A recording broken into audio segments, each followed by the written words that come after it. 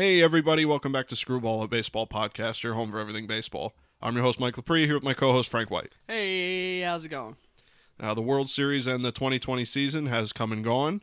The World Series ending just a night before we're recording here. We're recording a few extra days late to give the final results of the World Series a little room to breathe. And the Dodgers have won the World Series over the Rays in 6 games.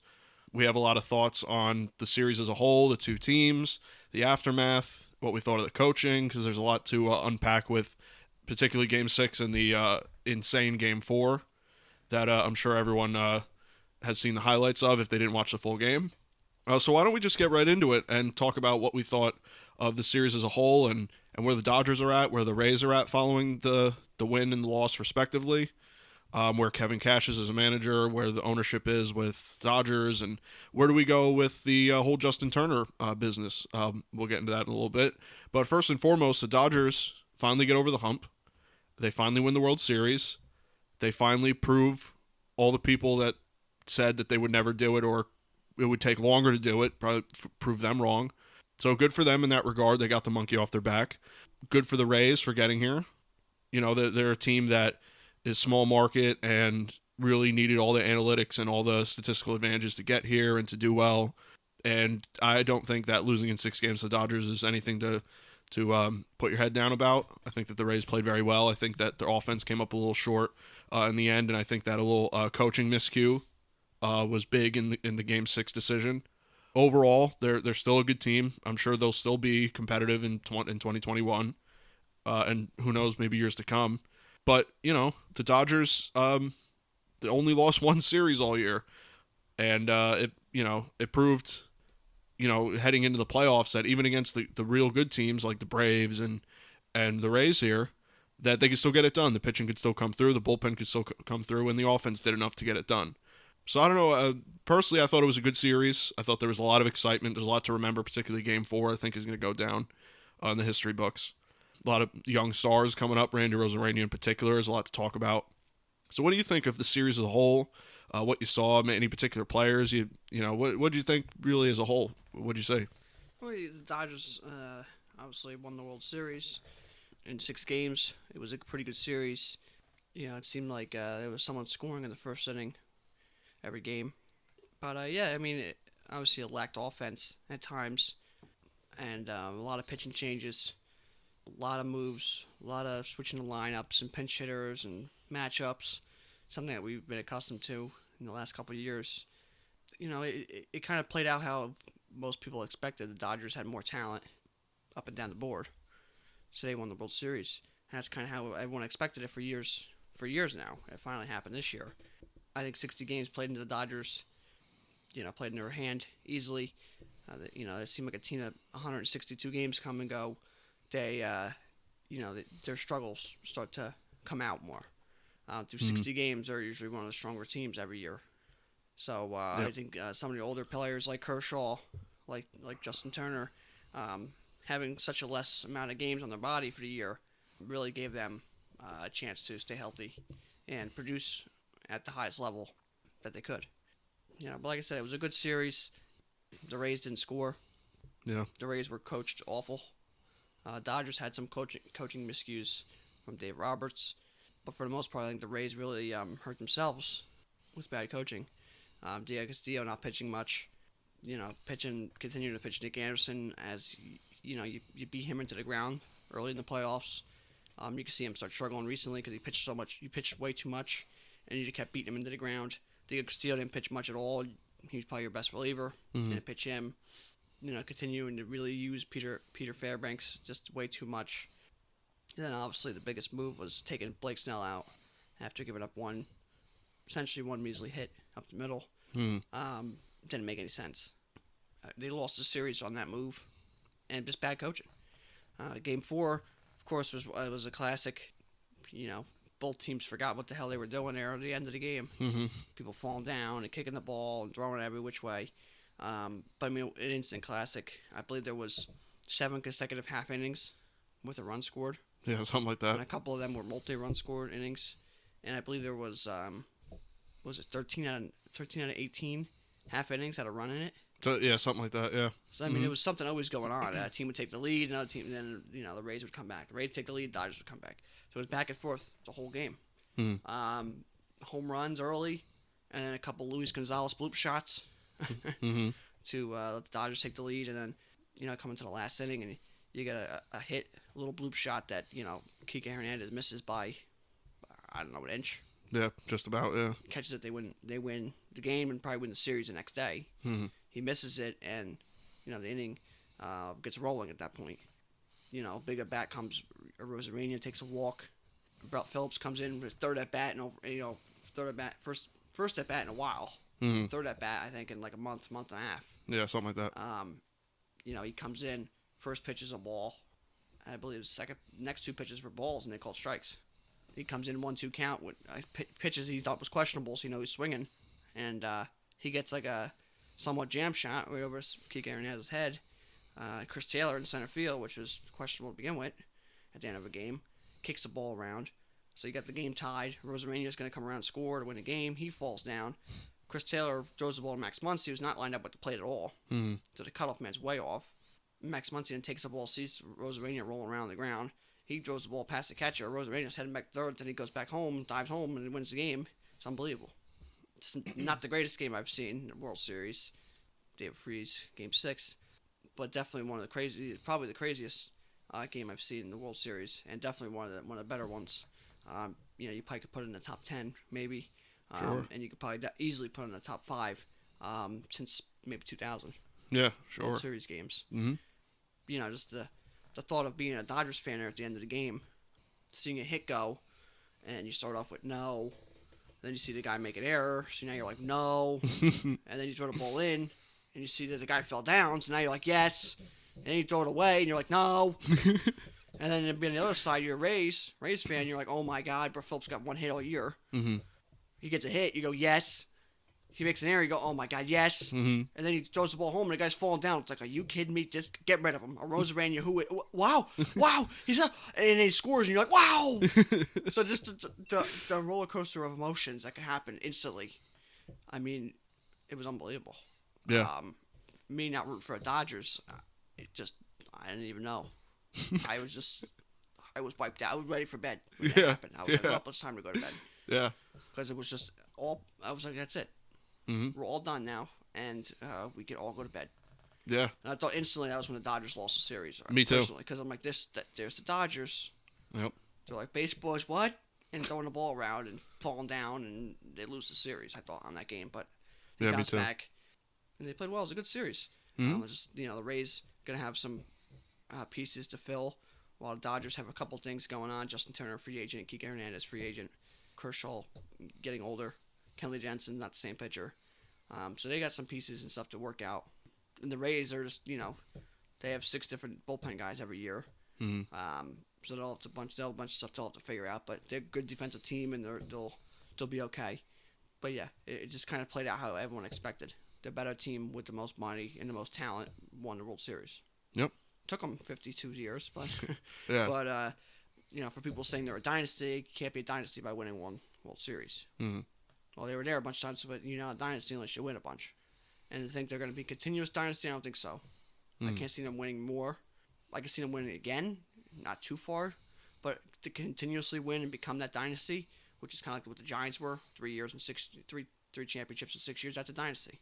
Even the Red Sox winning 3 times in, 9 years, 12 years? Yeah. Something like that. That's kind of a dynasty, even though kind of 2 different teams, but still that kind of, 10-year run. Yeah. They have to win again, the Dodgers, and I don't see that happening with the chances of Kike Hernandez being gone, like I said, and Justin Turner, who's the best player on the team, being gone. I don't see them continuing that to be a dynasty. Yeah, I mean, it's not much as you can say. It was a good series. Dodgers finally won, but I didn't like the idea of passing off Kershaw being one of the better postseason pitchers now because of one postseason, and the Dodgers being a dynasty because they won one World Series. That's not how it works. Sure. Yeah. I mean, who knows if this? Because I still think that they're closer to the latter half of their window. Because the window really opened 4 years ago for them, Sure. And they lost. What was it? An NLCS loss, a World Series loss, another World Series loss, a Division Series loss last year, and now a World Series win. So you really got, you got 3 good opportunities to win the World Series. You only come away with 1 that in which you're in the World Series. Now, obviously, 2017 you could put an asterisk next to. Maybe they could have or should have won it, but it's still it's only 1. And like you said, it's hard to see if they can continue it because they got the payroll. They've still got good pieces. They're not going to just all of a sudden go away.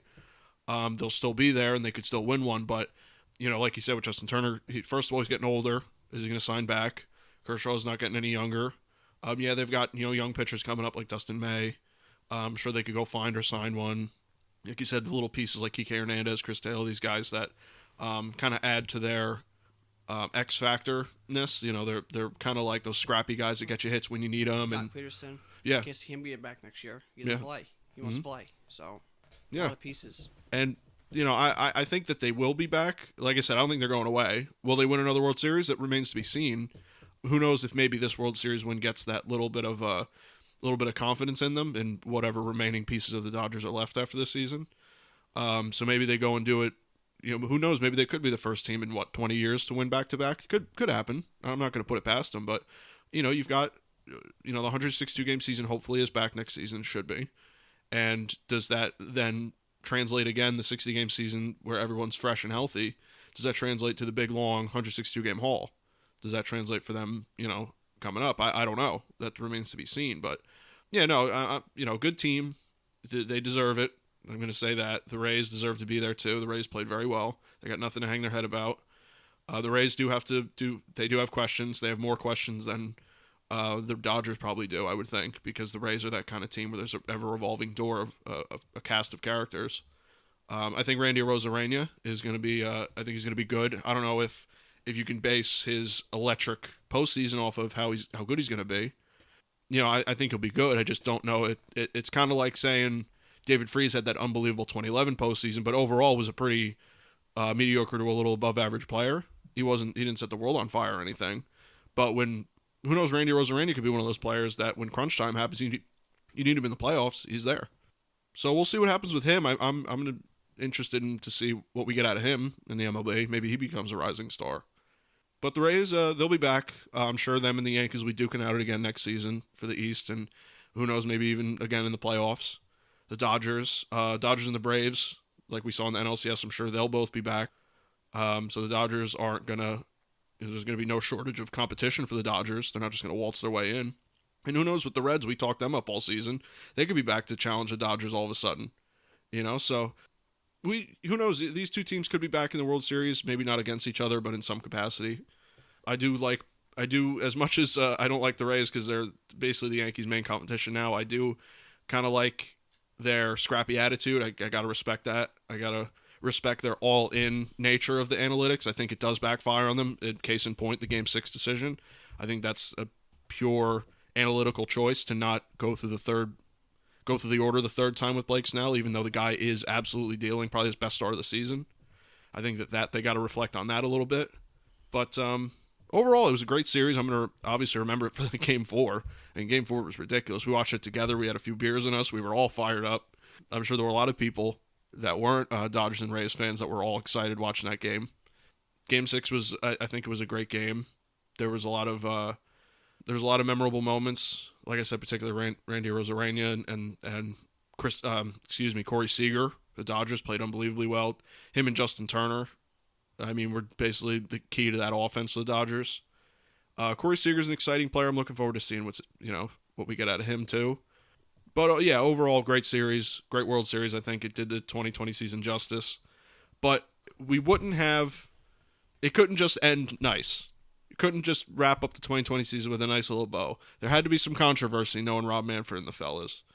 So before you even get into that, I want to go back quickly to Game 6 with pulling Blake Snell. Okay. I don't understand why you pull your starter there. I don't care what analytic could say. If your bullpen was dominant, then you could pull him and you can ride that. You ride that wave that, my bullpen's been dominant. Your bullpen hasn't been great. Nick Anderson struggled because you beat him into the ground. Pete Fairbanks starting to crack because you beat him into the ground. And they don't use Diego Castillo. It was just, why not? Why don't they use him? So it didn't make sense to pull your starter there. Your starter was dominating. Your starter was pitching the way that game could have been a 15-inning game, and he could have pitched all 15 innings. That's how he was pitching. Sometimes you just got to look at the game and watch the game and know your team, know your players, and just let them go. Because you could have easily won that game, gave your pitchers, that would have been a second off day. You had an off day already. Then you would have maybe not pitched them at all. Game 6. That's 2 straight days off that they never got since September. Mm-hmm. Maybe. Yeah. Now you're fully freshed up and rested for Game 7, where anything can happen. So sometimes it just makes sense to just watch the game and just go by that, a little old school approach. It's not always all analytics. This isn't a 4th or 5th starter. This is your ace. This is your guy. Yep. This is a Cy Young winner. If Kevin Cash has, Randy Johnson on the mound there, or Jacob deGrom, or Garrett Cole, does he do the same thing? Yeah. If he has, Cy Young on the mound there, does he do the same thing? If he has the greatest pitchers of all time on the mound, does he pull that guy out because of analytics, or you let him go? You like to think you'd let him go. You like to think you'd let him go. Well, Blake Snell's your Cy Young. Yeah. Blake Snell's your Randy Johnson. You let him go. If he gives up 2 hits, he doesn't look great, then you do it. Mm-hmm. But to give up just 1 base hit, it wasn't like it was a home run or a base hit and a deep fly ball and a walk or some wild pitches. I mean, he had 1 hit. Yeah. He looked just fine. And I think he struck out 60% of the batters or something like He had that. 9 strikeouts for like 5 innings or something like that. And the first 6 batters or first 3 batters, they were 0 for 6 with 6 strikeouts. You let them go, and you had lefties coming up. In Mookie Betts. Then you have a lefty in Corey Seager. Then you had Justin Turner. Then you had a lefty in Max Muncy. Mm-hmm. So you had 2 of the next 4 hitters were lefties. Yep. It didn't make sense. I mean, that's a terrible decision, and it's made really by the fact that they use numbers to manage the game. You don't need to have a coach. That's where the Rays are. They don't have to have a coach. Mm. They can literally have a computer tell them what to do. Because Kevin Cash doesn't manage the game. No. They literally type it into a computer and they're like, yeah, go ahead and do that. And he just says, okay. And that's why they lost that game and lost the series. And that's where they're at. Mm-hmm. That's why they beat some of their relievers into the ground. So it's just bad. That was really bad. I hope he changes his ways of doing things for some players' sake, for Blake Snell and those guys. You just hope that something gets said, because to me that's a lose your job decision right there. Sure. Yeah. Well, he's been so great for them. Anybody can manage that team. I'm gonna say a computer can manage a team. A computer manages the team. Mm-hmm. He just says yeah. Mm-hmm. That's all he says. He's just the guy out there. Yeah, because he doesn't really do it. The analytics do it. Not great, but that's a lose your job kind of decision, because that's how. I mean, you get to Game 7. The Dodgers know what they have, with the ghosts they have. They could easily. The Rays could have easily won, and you cost it by giving up a base hit to Austin Barnes. Which really shouldn't have sounded the alarms. If he gives up a base hit to 3 hitters in a row or 2 hitters in a row, even in a walk, it starts to look bad. Then maybe you start sounding the alarms. But and your bullpen wasn't dominant. If your bullpen was locked down like the Royals, when they won, where it was like, okay, we bring our bullpen, we're winning. Yeah, Blake Snell could have pitched 1 inning, and you could have put your bullpen in there, and no one would have been like, no one would be like, yeah. That's... But your bullpen hasn't been that great. Yeah, it's obviously starting to weaken because you're using them every single day, 5, 6, 7 innings a game. So it was really not a great decision. It's one of those ones that you look back in most recent history, like a Buck Showalter not using Britain. That's kind of where this is at with Kevin Cash. So just really bad. Really bad. Not great baseball. As much as people think he's good for that team, he, in one aspect, really cost them. So. The analytics. I'm not a big analytical guy. I think they help. I think that you need to have some portion of them in your managing to kind of keep competitive in the field today. But I don't think the all analytical approach, having the 4 outfielders and not having the guy go through the order the 3rd time and home runs, and this kind of, it's even more new age than it was when it was first introduced. It's just advanced so far at this point. I just can't get on board with the full. I mean, granted, I understand if the Rays are low payroll, they kind of have to edge towards that. They have to be in that space more than the Yankees do or the Dodgers do per se. But that call, you got to at some point be the manager and say, listen, the guy looks good. Everyone on the planet that's watching him knows he looks good. Just because he gave up a base hit, just a regular base hit to Austin Barnes, it wasn't like he gave up a double or a home run or nothing. You're winning 1-0. You got your guy out there. The bullpen's already gassed. Say you push it to Game 7, then you can just put out all your resources. That's when you can just do anything you want. They gave him momentum. If you're in the Dodgers dugout, you literally said we lost this game, probably the 3rd inning. We've seen Blake Snell pitching, and he was dominant. If you take him out, you go, we just won this game. Yeah, then it's a morale boost for the guys, you know? And that's what they did. That's what Kevin Cash did, so not great. And that's Not at one of the bad moves you'll see in the last couple of years. Oh, yeah. Yeah, that'll be analyzed for sure. You know, that goes up there with the Showalter and the Britton thing. It goes up there with not pitching Strasburg that year in the playoffs. I mean, this is one of the terrible decisions we've seen. Not putting Garrett Cole in for the Astros. Yeah, for the last couple of years. This is not great. So before you got into the next part here, I just wanted to go into that a little bit more because that was literally the series. Yeah, that could have changed the whole trajectory of the say you haven't finished the inning or finish the inning and go another batter or two into the seventh. You know, you didn't have to stretch them out all that far, but I just don't understand decision. Maybe someone with the analytics can explain it better to me, but I don't even know. Even then, I can't understand it. I mean, that's a change your franchise decision. They win a World Series there. What does that do for the Rays? Yeah, especially. Does that get them a stadium? And if you get a stadium, does that bring in more fans?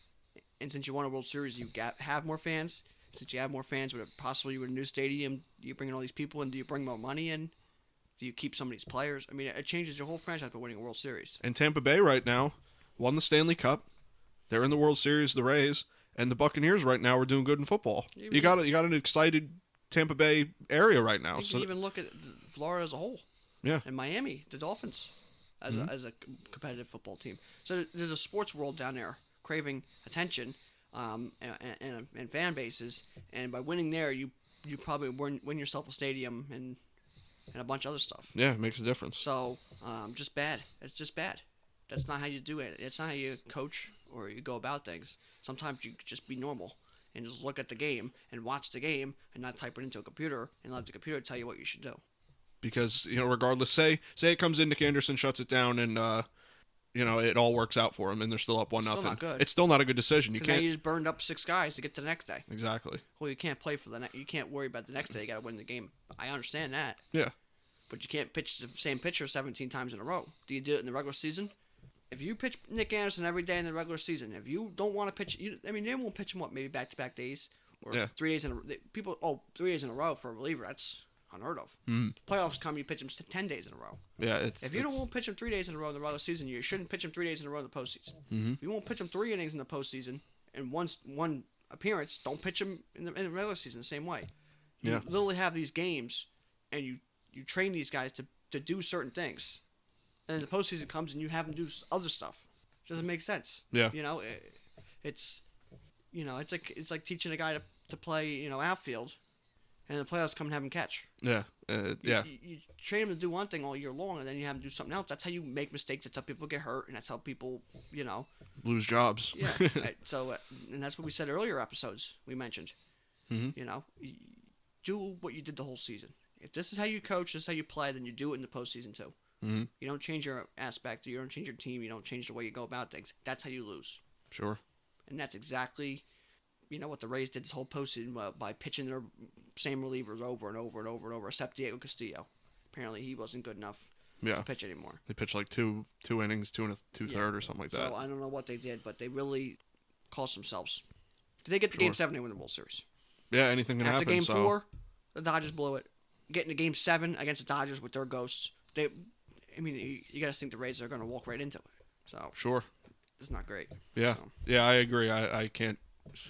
We both fully agree on that. That was a bad call on Kevin Cash, and who knows? Maybe it came from ownership. You never know if he's just the guy that just has to wear it and he made the decision, quote unquote, or if it was the computer.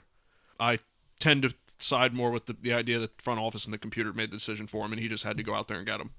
That's how I kind of think that a lot of teams are being run right now, but whatever. So what I was referring to earlier, if you guys aren't familiar yet, is the story at the end of the World Series, at the end of Game 6 of the World Series with Justin Turner. I think you have a little bit more, you can probably explain it better than I can. I don't want to confuse the listeners, so why don't you kind of break it down on maybe the order of events or exactly what happened with that. Well, yeah, the order of events are still up in the air. I'm not sure. From what I seen was they took a test on the off day on Monday for COVID, their COVID test. That test came back in the second inning of yesterday's game, positive. The test they took yesterday before the game, they expedited, and that came back before the 7th inning, and it just came up positive. So then Justin Turner was removed from the game, as everyone's seen, in about the 7th inning, for no explanation at first. But the reason was he had COVID positive. So they pulled him from the game, told him he had to isolate quickly. They did as much as they could in stadium. What their plan was, try to keep making precautions in the dugout and clean things that he's been around or touching, his spot in the dugout or whatever. So that's what they, that's kind of where they went from there. So you go, okay, that seemed okay. But then they win the World Series, and there he is out in the field celebrating. Oh, he has a mask on. Well, the players have masks on. Then that's not the protocol. Mm-hmm. So he's out in the field celebrating, touching the World Series trophy, kissing the World Series trophy, hugging his players and teammates and his coaches, taking team pictures, and the players not caring that he was tested positive. They had it. They're well aware that he is. So that's not great. No. To break it down even further, other things said, his one test was inconclusive at first, and then they test positive, and all this other stuff. Other reports said that there was already an inconclusive test earlier. Then they tested, and then they tested positive, and the MLB was like, hey, he can't play today. And the Dodgers and Justin Turner were like, well, he's playing. And they played him anyway, so they went against protocol there. And then the MLB told him that he had to come out of the game in the 6th, 7th inning, so they pulled him out of the game. I mean, it's not good all the way around. But the idea that really gets me is the fact that you took a test on Monday, and you didn't get results back until 2nd inning of the World Series. Where's that? How do you do that? Yeah. For 40, 50 players. How do you do that? So you're telling me if the Yankees took a test on Monday in the regular season, and they played a game on Monday and a doubleheader on Tuesday, they might not get the results back for their test till after the first game of a doubleheader on Tuesday? Well, what if they're positive? That just shows that could this have just been a one thing, or was the whole year really not great? So as much as the MLB had a great season after their bad, leading up to it and negotiating, everything was put behind them. And then yesterday really just, it's like a movie or a series drama. You think everything's all good and happy ending, and then all of a sudden, here comes some teaser for the sequel. Yeah. Mm-hmm. Now we're about to get into the sequel, because that's not good. None of that's good. The MLB has to do something. They threw him off the field, and then he goes back on the field. They're like, he can't be on the field. He's back on the field, kissing the trophy, touching his teammates, hugging his teammates with the coaches and the players and everything else. That's not good. So now what do you do? Do the Dodgers stay in this bubble for 10 days with the Rays and the coaches? Can they travel back? You travel back, they have to quarantine where they stay. Now it's a big mess. Yeah. Does the commissioner's office and Rob Manfred have to quarantine? Because he's at the stadium. Does everybody at the stadium have to quarantine? It's really just a terrible situation. For me, I think what did the MLB do to punish the Dodgers? What they did? Because it's obviously the Dodgers. Mm-hmm. Like, well, Justin Turner's the best player. So we're just going to be like, no, we didn't hear you. We didn't hear you. Yeah. We're going through a tunnel kind of thing. Mm-hmm. And then the game started, like, oh, well, we can't take him out now. They got to punish the Dodgers big time. Because what if the Rays win that game? Then what? Yeah. Tonight, what are you doing? Because he's positive. Now, multiple people might be positive. Umpires might be positive. Mm-hmm. Half a team might not be able to play. Do you push Game 7 of the World Series back 2 weeks, 3 weeks? Now you're in November, which you didn't want to play in. Mm-hmm. Do you have to keep them in the city for 2 weeks? Do you finish the World Series? Do you just literally stop Game 7 of the World Series? All these things because you didn't follow protocol. And for Manfred to get ripped apart for what he did with the Astros, not being, punishing people, and by the Dodgers, I think he comes down hard on the Dodgers. And I think it would be quite fitting to see him go in there and take that World Series trophy away from them. Could you imagine? And there you go. So do you want me to take the World Series trophy away? There you go. I'll take yours away.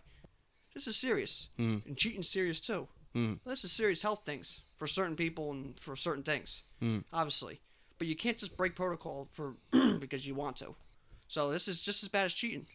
You have a set of rules you have to follow. If you don't follow them, you get in trouble. Do you think he's going to take the World Series trophy away? No, I don't think so. But should it be on the table? Yes. You wanted it? Oh, we'll take it away. We'll take yours away. Follow the rules. I mean, that's terrible. Yeah. What they should do, they should throw... I think anybody that has importance in that Dodgers organization should be suspended for a year or whatever, front office. Because someone makes that decision that can let him back on the field and just not listen to the original things like, hey, we don't want him playing today. Well, he's going to play anyway. Well, that either comes from the coach, the front office. Someone had to make a decision. Well, I think Justin Turner should be suspended. I think that someone in the front office should be suspended. I think multiple people in the Dodgers should be suspended. I think they should be, fined as an organization. I think the draft pick should be taken away. I mean, that's not good. You can't just not listen to people. Yeah, I don't understand how that happened. No. Like, and you just let them back on the field. Yeah. And I just don't. It doesn't make sense to me that can happen. I don't know. And if you're the MLB, you have to come down. Because now you have 2 of the last, 3 World Series winners break rules. And what'd they get for breaking rules? World Series trophy. What does that tell other teams to do? Well, hell, I'm just going to go break some rules. Why do I got to test for COVID? And if I test positive, I got to miss 2 weeks. Mm-hmm. He can go out there and celebrate with everybody. You know what does that leave you? You don't want to follow the rules. Or you're playing favorites, which you don't want to get into that in sports. So it's not great right now. Baseball's going to be in trouble. Yeah. And if I'm another player who was not in the World Series or playoffs, and I tested positive or missed games or whatever it was, you got to take a hard look and sue the MLB. It was part of their Players Association. You can't really sue the MLB in this COVID thing. Remember, it was part of their deal. Well, you broke your end of the deal. You told me we were safe. We had protocols in place. You didn't follow protocol. So that should void all contracts. Right? Sure, yeah. So if you signed a contract as a players union or a deal, they broke protocol, that should void the contract or void the deal. So I would sue if I was a player. So the MLB's in a bad spot right now. Well, they're fully investigating it. It shouldn't take long to investigate. No, yeah. He tested positive. You gotta let us know when he tested positive, which was multiple reports, but we all kind of know what happened. But you let him back on the field. So someone was like, yeah, go ahead right here. Here's the field. Yeah. Go kiss the trophy and hug it, Go out there, snot all over the trophy with your COVID and everything. It doesn't make sense. So it really confused me yesterday. At first, I was like, what is this, some sort of cover-up? And then the MLB was just like, admitted that, like, oh, we can't cover it up. So they wait till the 7th inning to pull him out.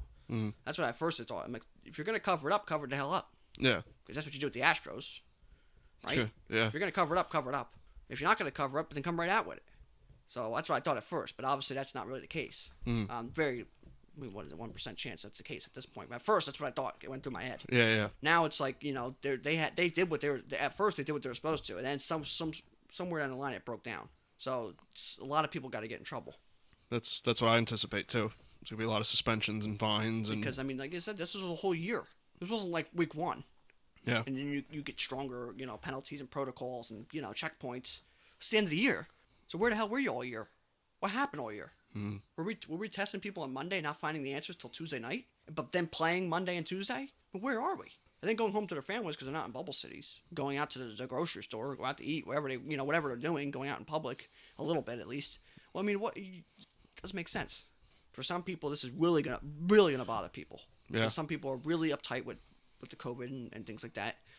For me and you, a little bit more looser. You know what I mean?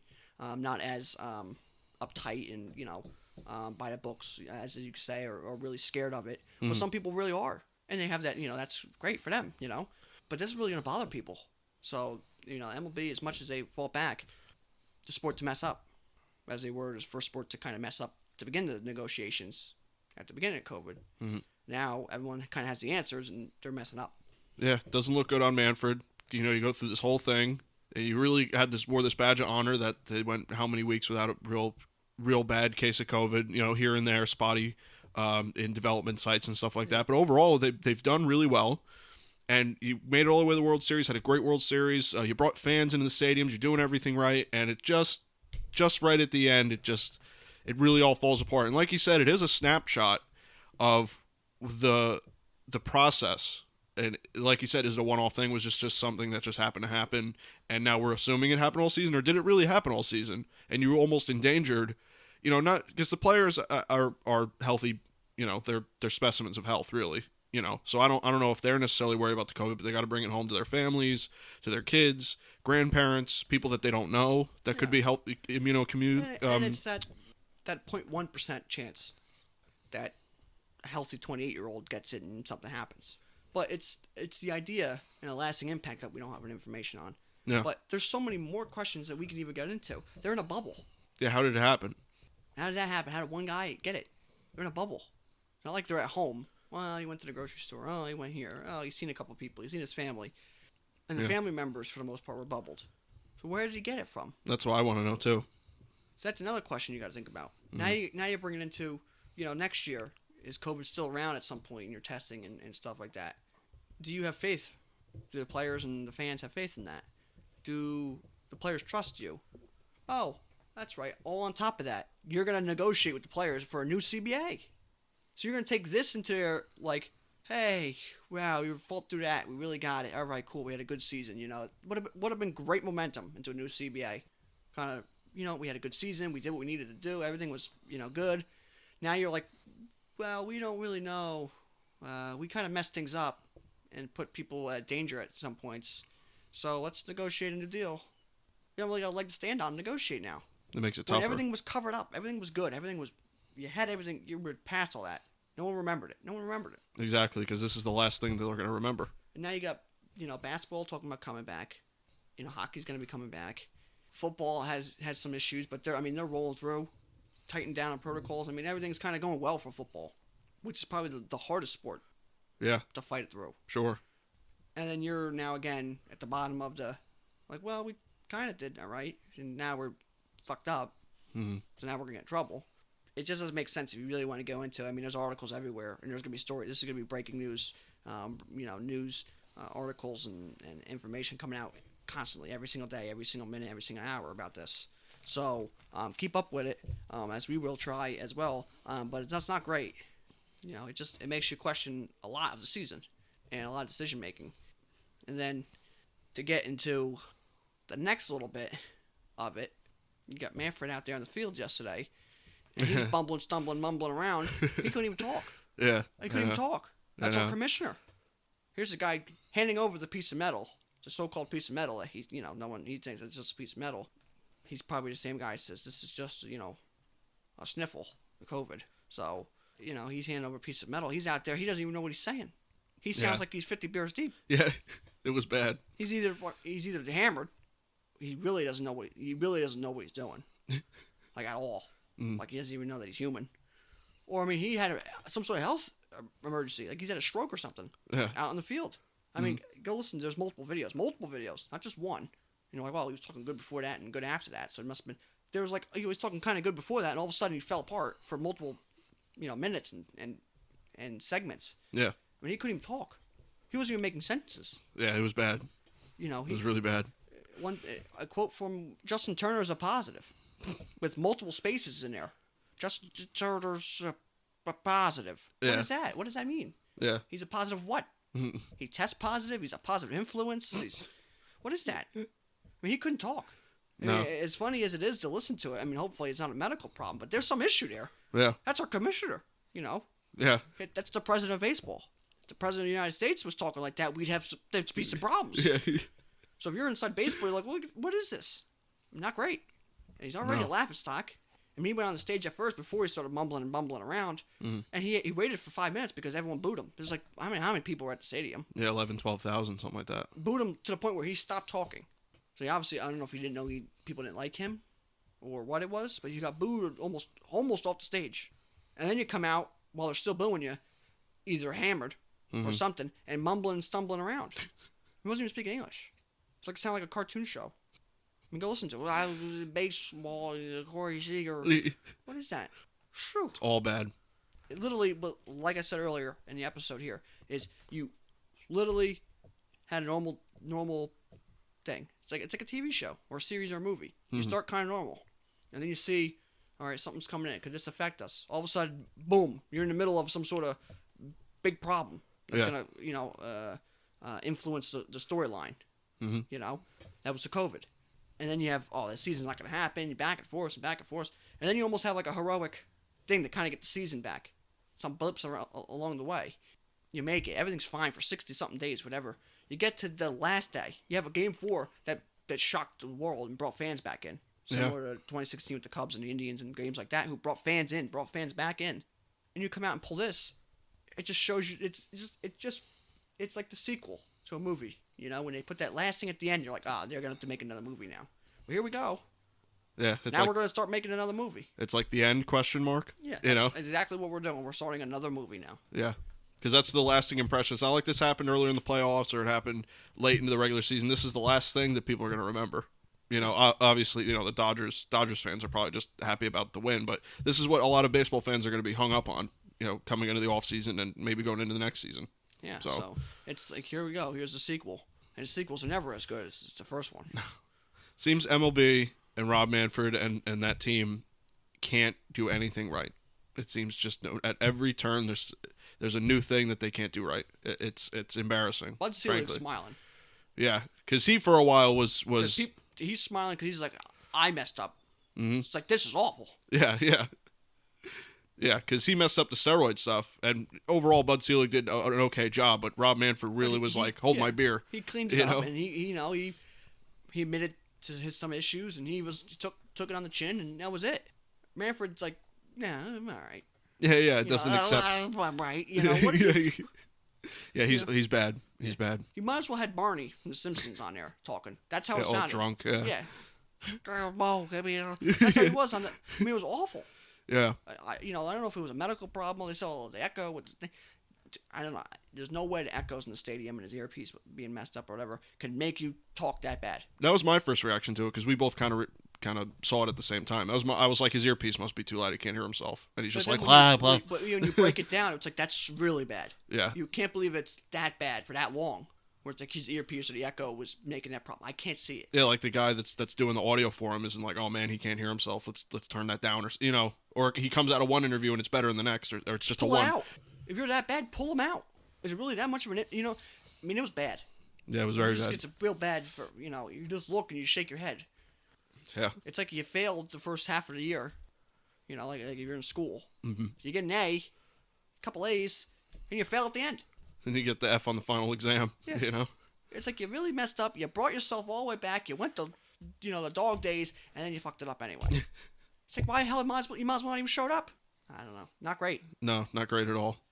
That happens though. The Dodgers win the World Series and they fuck everything up. Yeah. There's got to be an issue if they win it. You know what I mean? That's the problem. That's what happens when the Chiefs win the Super Bowl and the Dodgers win the World Series. Shit goes to hell. Yeah. It's true. Jeez. See what happens? That's why they don't win. Yeah. That's why they shouldn't win. That's what they cause problems. Yeah, I mean that's kind of. I feel the same way. I think it was just embarrassing.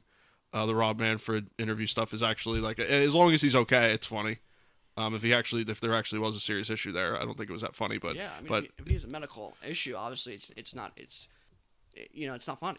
Yeah. If he had a medical issue, if he had some sort of medical issue, he comes out healthy and all that other stuff. But I mean, you go listen to it. It's not great.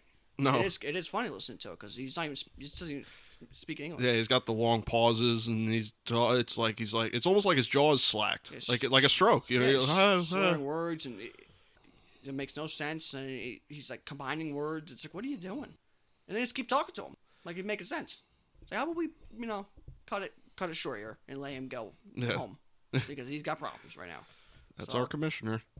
Well, if that's all I got as far as my recap of the World Series and the handling of Justin Turner and that whole, I mean, that's bad. Seeing that, having the photo that I seen on Twitter of him kissing his wife or his girlfriend, whoever the woman in the picture was, him kissing her, and right underneath it, Justin Turner test positive for COVID, with him holding the World Series trophy, sums that whole situation up perfectly. He's back on the field with no mask. Yep. Yeah, no mask too. They want to do a team photo, and for him, the little bit of help, he sat way in front of his teammates to give him well distance, and they grab him and pull him into the middle of the pile.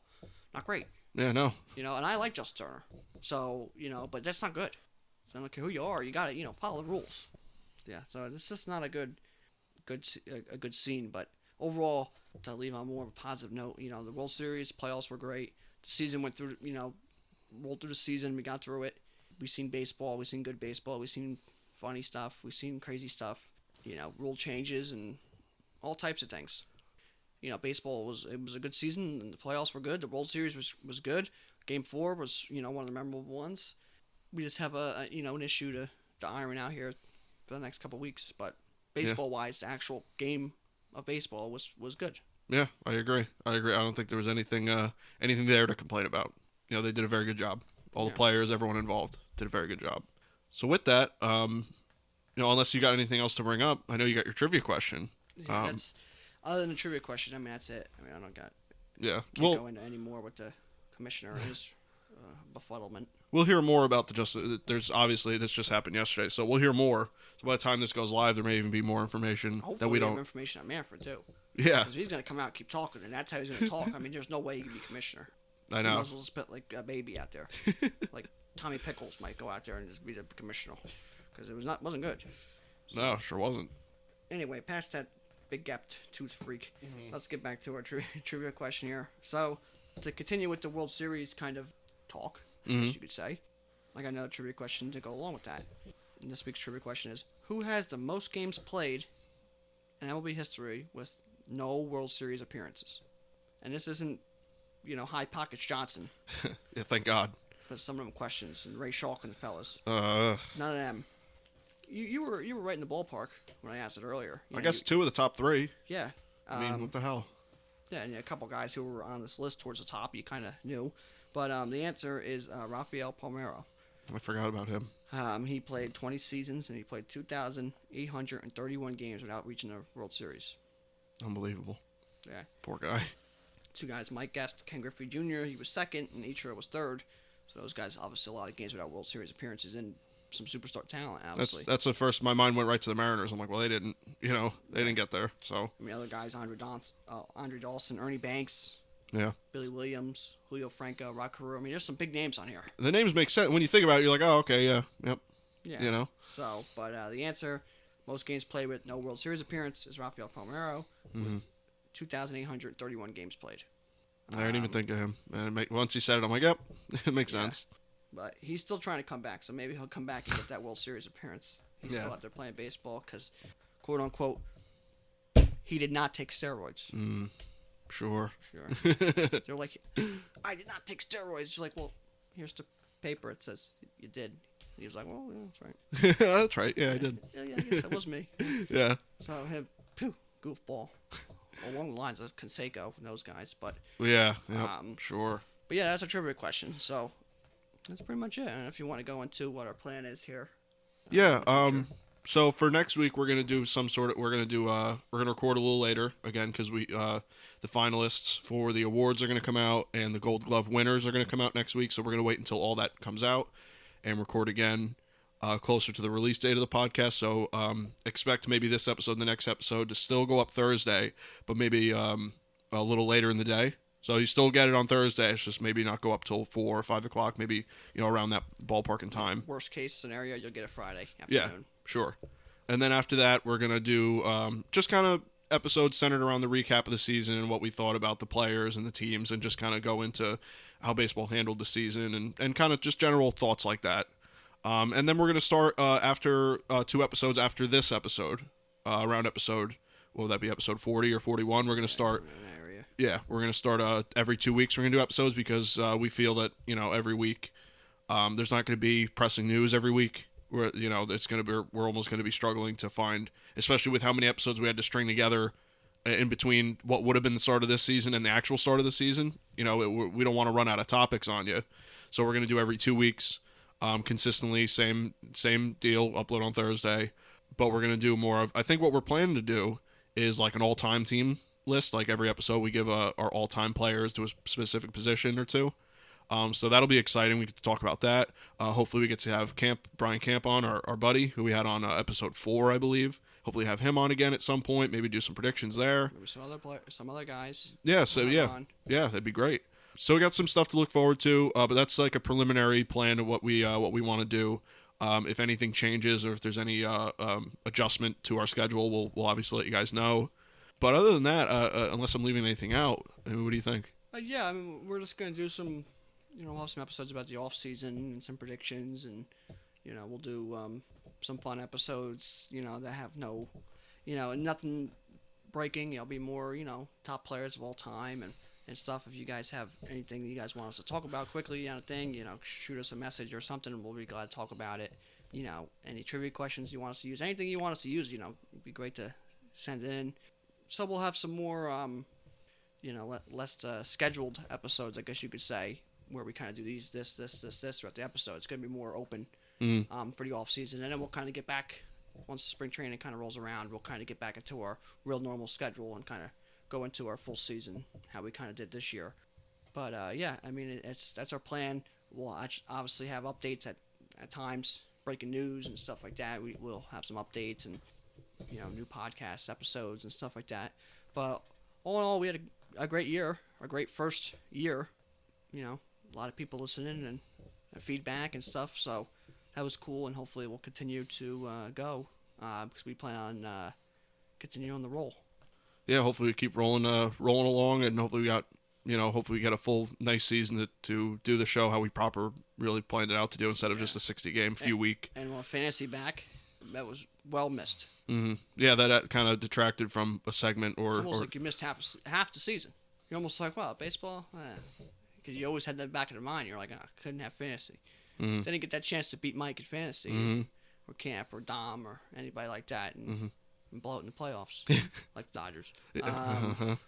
Yeah, so hopefully we'll have like a full boat next year. So let's look forward to that, and look forward to all, like I said, how we originally planned the show to go. So that's of course, as soon as we plan it and try to execute it, everything kind of goes awry. Yeah, so I blame Mike. Yeah, I mean it's easy to blame me. Sure, I'm an easy target. Yeah, there he goes. Yeah.